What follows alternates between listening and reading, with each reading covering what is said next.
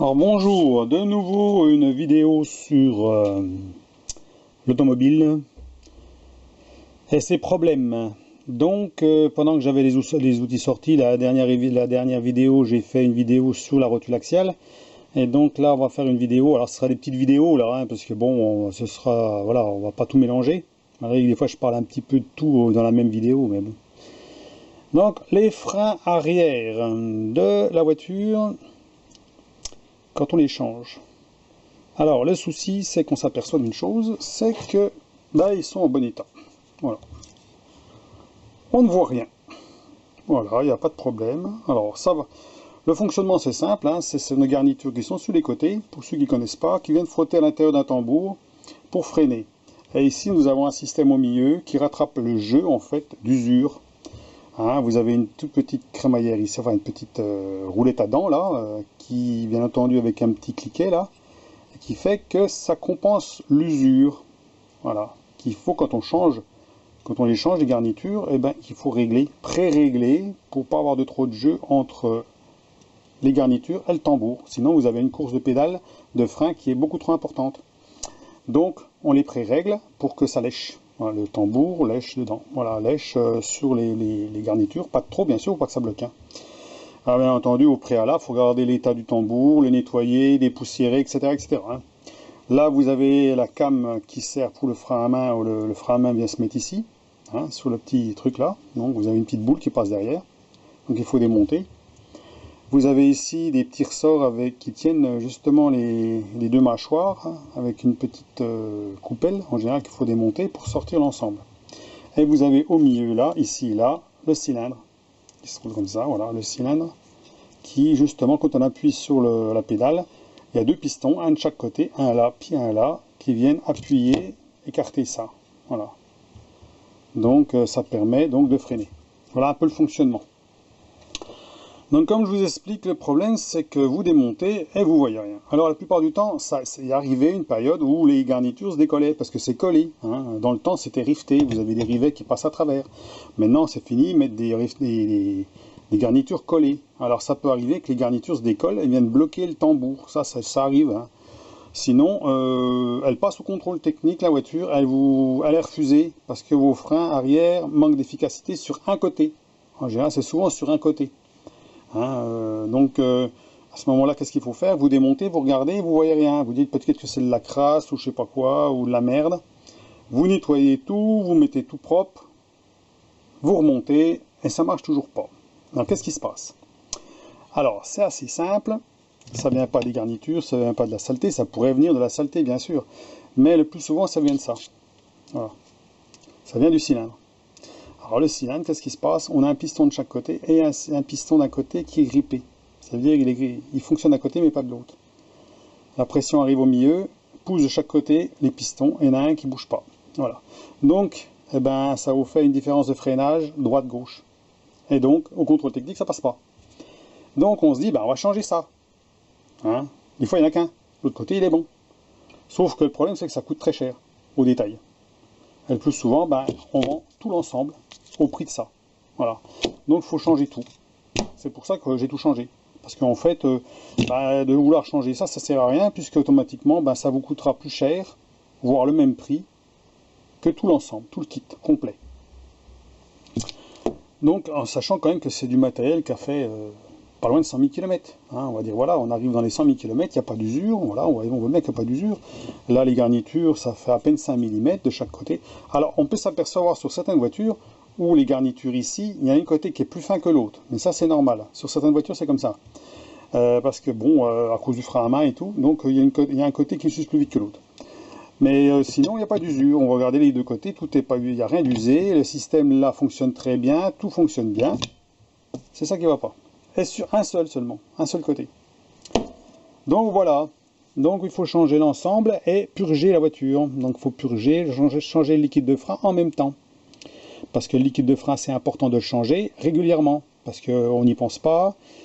C'est pas souvent que le garagiste va vous dire faut changer le liquide de frein alors qu'il est tout noir. Et si vous faites de la montagne, vous risquez d'avoir des bulles d'air dedans et puis d'avoir des problèmes de frein. Donc il faut changer le liquide de frein. régulièrement. Il ne faut pas attendre qu'il soit tout noir. Hein. Ça, c'est une solution aussi à faire. Hein. Alors, on ne le change pas que dans le bocal, il faut le changer dans tout le circuit de freinage. Hein. Voilà, complet. Aussi bien sur les roues avant que sur les roues arrière. Il ne faut pas attendre trop longtemps. Pourquoi? Parce que si on attend trop longtemps, on risque d'abîmer le maître-cylindre. Ça veut dire ce qui est en bout de la pédale hein, de frein. Il y a de la merde qui s'accumule dedans. Et ensuite, eh ben, vous avez les coupelles à l'intérieur qui s'abîment parce qu'ils raclent sur de la merde quand on va purger. Si on n'a pas de système de purge automatique, genre Arc 50 ou un système comme ça. Quoi. Si on purge, par exemple, purger au pied, ça veut dire qu'on pompe, et puis à ce moment-là, on va mettre le pied jusqu'au fond. Hein. Alors forcément, quand on appuie sur la pédale à fond de frein, quand on a ouvert une purge, le cylindre en lui-même n'est pas habitué à ça. Ça veut dire qu'en général, il s'arrête avant. Et donc, il y a une trace qui se forme au bout. Et puis, cette trace-là, ça peut être de la merde hein, ou quoi que ce soit. Et quand vous allez purger, ben, vous allez passer ce cap-là, vous allez dépasser, vous allez être plus loin et vous risquez d'abîmer les coupelles à l'intérieur. Et vous risquez d'abîmer le maître-cylindre, ce qui fait que ça va vous coûter encore plus cher. Donc, voilà. Donc, pour ceux qui ne savent pas, ben, vaut mieux qu'ils fassent purger faire une purge dans un garage, voilà, s'ils ne savent pas faire. Hein, ou alors il faut un système qui met de la pression dans le bocal pour balancer ou qui aspire au niveau des vis de purge, ça existe aussi. Voilà, c'est moins, on aspire de l'air en même temps, mais on peut aspirer jusqu'à quand on voit le liquide qui ressort propre. Et il faut le faire régulièrement. Voilà, donc tout ce qu'on peut dire là-dessus. Donc au contrôle technique, bien pensé, voilà. Le dépoussiérage aussi c'est important, puisque le dépoussiérage se fait en général, en révision générale. Hein, en révision générale, dans le temps, c'était plutôt 60 000 km. Quand on arrivait à 60 000 ou tant d'années, il fallait démonter les tambours, nettoyer tout. On graisse les parties arrière, ça veut dire les parties qui frottent. Hein, il y a une partie qui frotte, alors ça dépend comment le système est monté, comme ça ou comme ça. Vous avez une partie qui frotte à l'intérieur. Et il y a des taquets qui sont posés, c'est posé sur des taquets qu'il faut graisser. Sinon, quand vous appuyez sur la pédale, vous entendez un couinement à l'arrière. Parce que ça manque de graisse à cet endroit-là. Sur trois positions. Ça veut dire 3 positions là, où il y a les petits ergots là.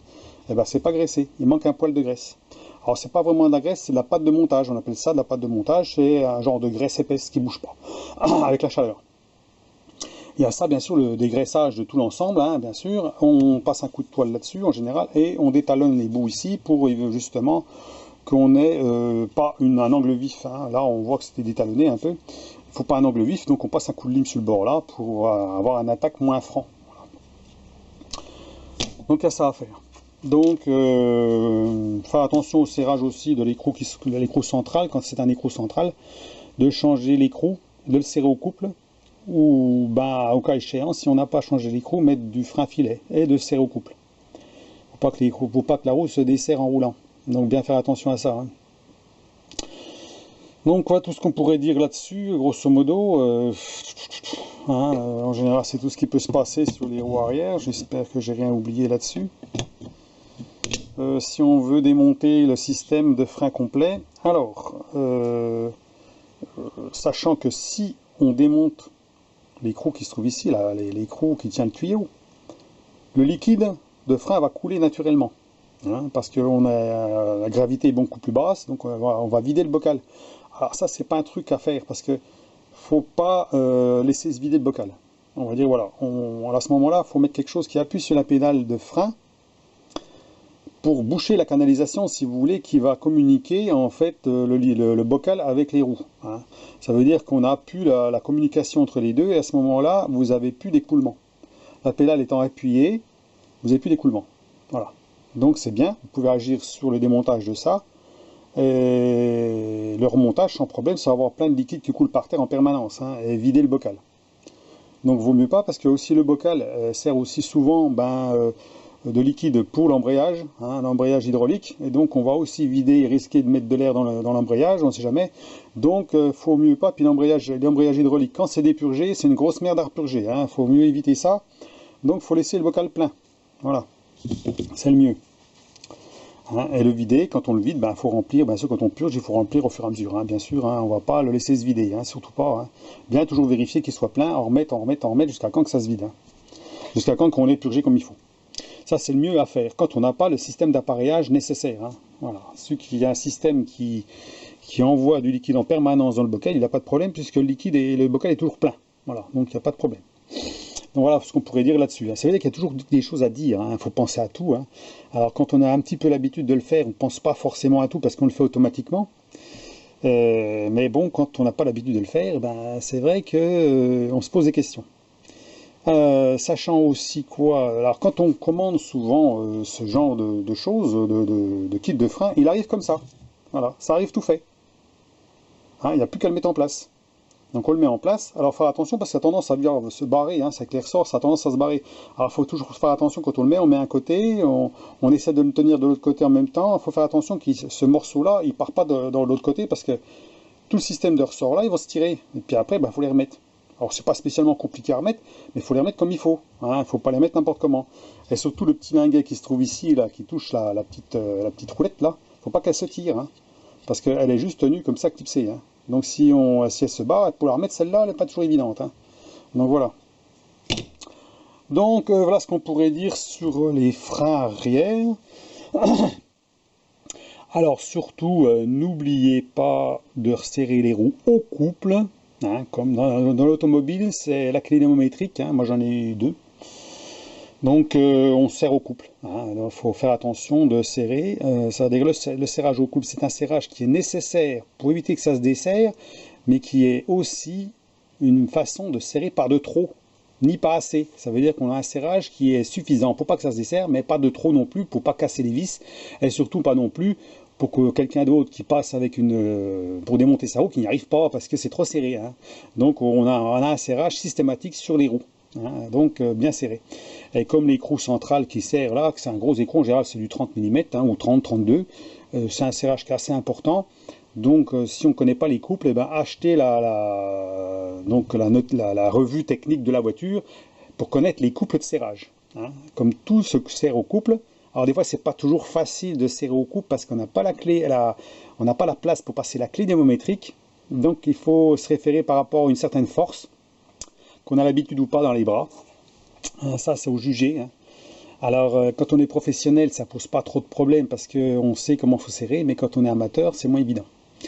Et le risque c'est soit on serre pas assez, soit on serre de trop. Alors si on serre pas assez, c'est embêtant parce que ça peut se desserrer, et là on risque un accident, on risque un problème. Et si on serre de trop, soit qu'on peut casser, alors là ça peut poser problème aussi, ou soit qu'on a des gros problèmes, soit de foirer un filetage ou autre chose, ou d'abîmer quelque chose. Surtout quand on serre dans l'aluminium, par exemple, là, il faut faire attention parce qu'on foire vite l'aluminium.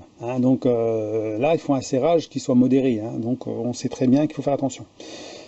Donc voilà un peu pour les explications de freinage. Et puis après, il faut un bon essai, bien sûr. Alors il faut un certain temps de rodage, on va dire, un rodage qu'on fait, on roule avec la voiture, on appuie modérément, on fait des séances de freinage, mais pas trop longues pour éviter de faire surchauffer, parce qu'il ne faut pas faire surchauffer tout l'ensemble, jusqu'à ce que la pédale de frein devienne cohérente et non pas comme un bout de caoutchouc, parce qu'on a l'impression que quand on change des freins, que ce soit des plaquettes de frein ou que ce soit des freins arrière, on a l'impression qu'on a un bout de chewing-gum qui s'est collé sous la pédale et puis on a l'impression que ça ne freine pas comme il faut. C'est justement, il faut le temps que ça se rôde.